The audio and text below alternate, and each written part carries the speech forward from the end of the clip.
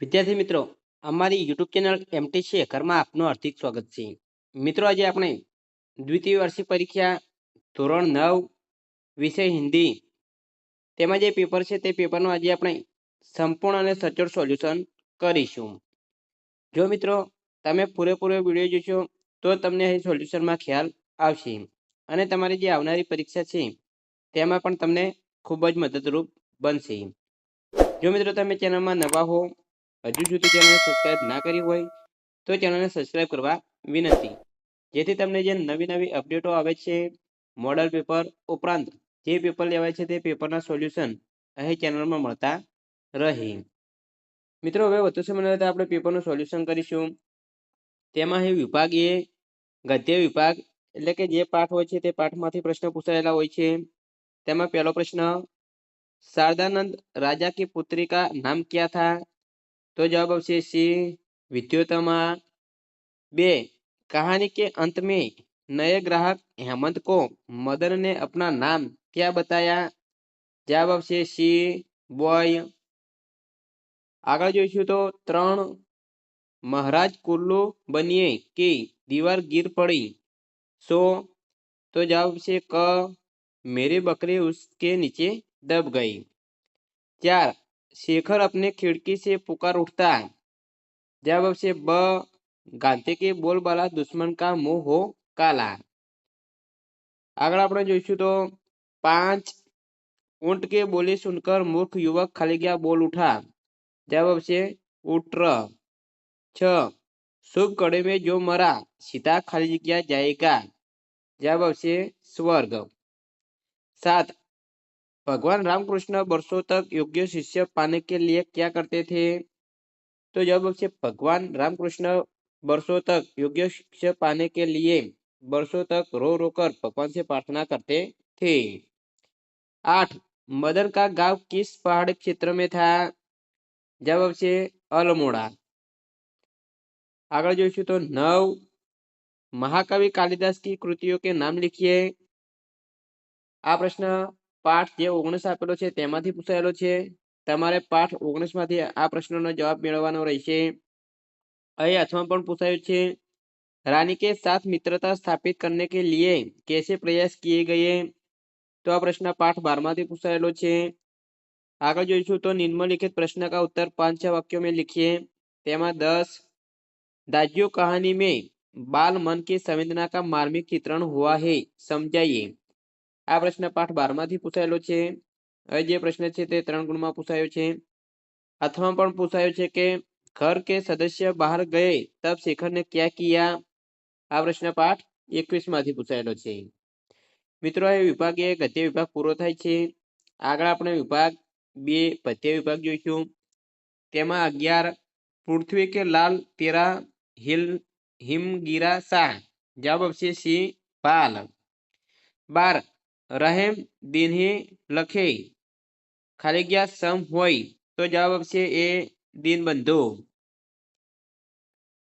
13, रहमान देखे न बड़े न को। तो जवाब आवशे क, लघु न दीजिए डारी। 14, दुखियारों का दुख जाए अ, ये यही मन कामना।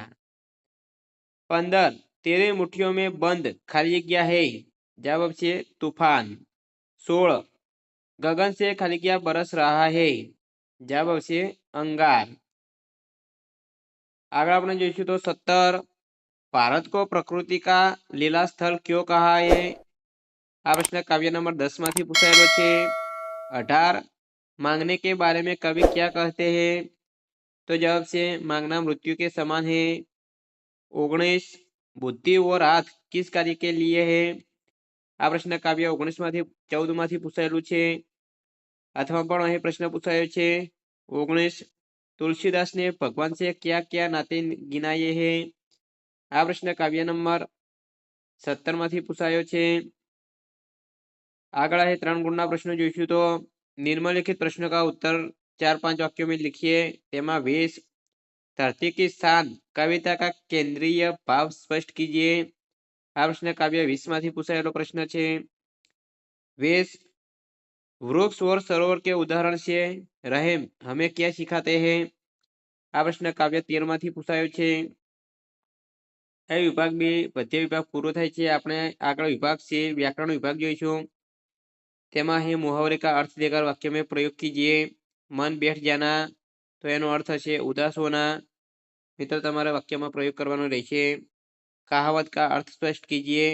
22 जहाँ अव्यवस्था तथा लूट खचोट की बोलबाला रहती है तो जवाब આવશે ક ટકે શેર ભાજી ટકે શેર ખાજા. આગળ જોઈશું તો નિમ્નલિખિત વાક્ય શુદ્ધ कीजिए. 23 पानी बरस रही थी तो जवाब આવશે ब पानी बरस रहा था. विरोधी शब्द लिखिए. वृद्ध तो युवा. पर्यायवाची शब्द लिखिए. निरीक्षक तो अनपढ़. शब्द समूह के लिए एक शब्द लिखिए. पापियों का उद्धार करने वाला तो जवाब છે બ પાપ પુંજહારી.